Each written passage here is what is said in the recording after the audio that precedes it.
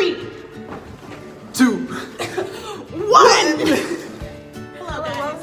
Welcome to our crash course.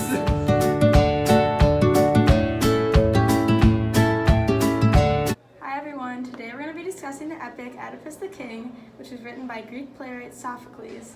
The play is centered around 1100 to 1600 BC. Before we discuss the plot, let's outline the characters. Oedipus is the king of Thebes, and the main character. Laius is the former king of Thebes, but we now learn that he's dead. Jocasta is Oedipus's wife, but she's also the former wife of King Laius. Creon is Oedipus's brother-in-law. Tiresias is the blind prophet who warns Oedipus about his fate. Antigone and Isome are Oedipus's daughter. The beginning of the play starts out with a quest for Oedipus the king. Creon returns with a message from the oracle. The plague will end when the murderer of Laius, former king of Thebes, is caught and expelled. The murderer is within the city. Oedipus questions Creon about the murder of Laius, who was killed by thieves on his way to consult an oracle. Oedipus promised to solve the mystery of Laius' death, vowing to curse and drive out the murderer. So Oedipus sends for Tiresias, the blind prophet, and asks him what he knows about the murder. Tiresias responds cryptically, laminating his ability to see the truth when the truth brings nothing but pain. Oedipus curses and insults the old man, going as far as to accuse him of murder. These taunts provoke Tiresias into revealing that Oedipus himself is the murderer. Oedipus naturally refuses to believe Tiresias' accusations. He accuses Creon and Tiresias of conspiring against his life and charges Tiresias with insanity. Tiresias puts forth one last riddle, saying that the murder of Laius will turn out to be both father and brother to his own children, and the son of his own wife. After Tiresias leaves, Oedipus threatens Creon with death or exile for conspiring with the prophet. Oedipus explains to Jocasta that the prophet has charged him with Laius' murder, and Jocasta replies that all prophecies are false. As proof, she notes that the Delphic oracle once told Laius he would be murdered by his son, when in fact his son was cast out of Thebes as a baby, and Laius was murdered by a band of thieves. Her description of Laius' murder, however, sounds very familiar to Oedipus, and he asks further questions. Jocasta tells him that Laius was killed at a three-way crossroads just before Oedipus arrived in Thebes. Oedipus, stunned, tells his wife that he may be the one who murdered Laius. He tells Jocasta that long ago, when he was the prince of Corinth, he overheard someone mention at a banquet that he was not really the son of the king. He therefore traveled to the oracle of Delphi, who did not answer him, but did tell him he would murder his father and sleep with his mother. It was then, on the journey that would take him to Thebes, that Oedipus was confronted and harassed by a group of travelers, who he killed in self-defense. This skirmish occurred at the very crossroad where Laius was dead. Oedipus sends for the man who survived the attack, a shepherd, in hope that he would not be identified as a murderer. Jocasta rejoices, convinced that since Polybus died from natural causes, the prophecy that Oedipus would murder his father is disproved. But while Oedipus finds great comfort in the fact that one half of the prophecy has been disproved, he still fears the other half, the half that claimed he would sleep with his mother. The messenger remarks that Oedipus need not worry because Polybus and his wife, Merope, are not Oedipus' biological parents. The messenger knows firsthand that Oedipus came to Corinth as an orphan. One day, long ago, he was tending his sheep when another shepherd approached him carrying a baby, its ankles pinned together. The messenger took the baby to the royal family of Corinth, and they raised him as their own. That baby was Oedipus. Oedipus asks who the other shepherd was, and the messenger answers that he was a servant of Laius. Oedipus asks that the shepherd be brought forth to testify, but Jocasta, beginning to suspect the truth, begs her husband not to seek more information. The shepherd then enters. Oedipus interrogates him, asking who gave him the baby. The shepherd refuses to disclose anything, and Oedipus threatens him with torture. Finally, he answers that the child came from the house of Laius. Questioned further, he answers that the baby was in fact the child of Laius himself, and that it was Jocasta who gave him the infant, ordering him to kill it, as it had been prophesied that the child would kill its parents. But the shepherd pitied the child and decided that the prophecy could be avoided just as well if the child were to grow in a foreign city, far from his true parents.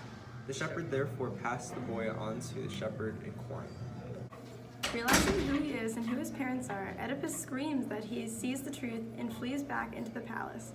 Jocasta has hanged herself, and Oedipus, finding her dead, has pulled the pins from a rope and stabbed out his own eyes. Oedipus now emerges from the palace, bleeding and begging to be exiled. He asks Creon to send him away from Thebes and to look after his daughters Antigone and Isome.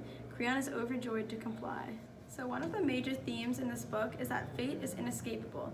This is evident in many places in the novel, as Jocasta tries to obstruct Oedipus from delving deeper into the search for the killer. Similarly, Oedipus tries to convince everyone around him that the prophecy is false. He even accuses and demeans Tiresias for saying that he is the killer of King Laius, as his pride obstructs him from thinking that he could actually be the murderer. Also, Jocasta discusses how Laius was killed at a three-way crossroads, and Oedipus discusses how he killed someone at a three-way crossroads, but the couple refuses to acknowledge that these events could have a connection, since they're so set on the fact that the fate is not true.